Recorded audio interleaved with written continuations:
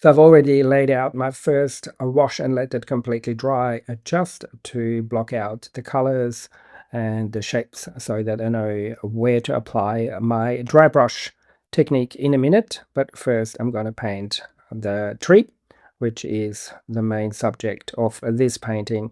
And I mixed a fairly dry mix of brown that doesn't have a lot of water, because even with the tree, I want some of the lines to be broken, especially for the thinner branches. That obviously can't happen if your paint has too much water in it. So it's a very dry mix. And I'm using a calligraphy brush that allows me to paint pretty thin branches.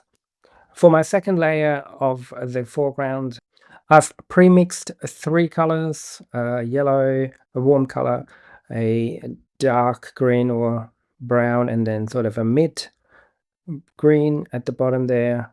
And I'm going to start at the top. And my aim is to create a foreground that has a lot of movement in it that helps the eye travel from the bottom of the page up towards the tree. And I'm pushing my brush down. I don't paint with sweeping strokes here for this particular painting. And you can see when I press down my calligraphy brush, the bristles separate and it'll create this lovely grass texture. It's obviously beneficial to work with cold press or rough paper to create texture. And you can see me here pushing the brush rather than dragging it, because that means it goes against the grain of the paper. And also the bristles of the brush will go in every which way because you're pushing it and not dragging it, and will lead to much more random strokes. And even though I've got three colors pre-mixed, that doesn't stop me from adding more colors to create even further variation. So a bit of burnt sienna I picked up there, and now I'm working that into the painting by scumbling and using the dry brush technique.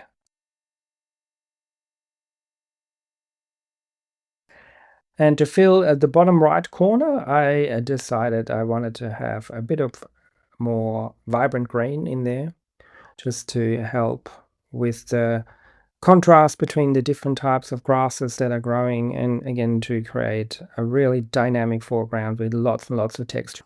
And by texture, I don't just mean the tactile quality of what we're looking at, like smooth or rough, but I also mean how different elements combine together and create almost like a tapestry.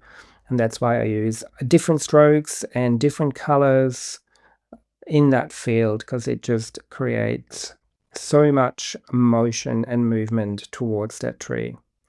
I also like to spray with a little spray bottle or splash water droplets into dry paint, or almost dry paint, because that will create further texture by dispersing the pigment, creating small blooms. Then of course there's scratching. I often use my fingernails for smaller scratches to bring back highlights or to create grass texture, but I want to do a fair bit here, so I'm actually gonna pull out my palette knife that's got a pretty sharp point. I got different shapes of palette knives, and if you've not ever used credit cards or palette knives or any of those tools to scratch out, then do that in your next painting, because it is a lot of fun and it's great to bring back highlights. And it is the perfect tool to scratch out long grass, because long grass blades usually have a bit of a shiny side that catches the light of the sun, and there is really no other way of doing that. You wouldn't want to use masking fluid, that's too clumsy, and you can't really paint around it. So putting on a thick paint and then scratching out before it's wet is one of the easiest ways how you can create very dynamic textures like this one here. My next secret weapon is a really stiff fan brush. They are dirt cheap, or at least mine is, because I picked the cheapest one. I don't need them for anything else, but for stippling in a few random marks at the end. And I only use a very thick dry paint. Sometimes I use it with a white gouache to bring in some highlights. And because of the shape of the brush, it automatically looks like clusters of grass. You just got to be careful not to overdo it because the marks do look a little bit repetitive.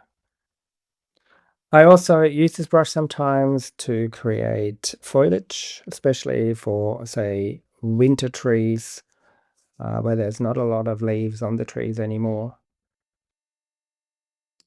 But because the lack of control, you can't really create defined shapes with it, so it is just useful for a bit of background texture, like I'm doing right now.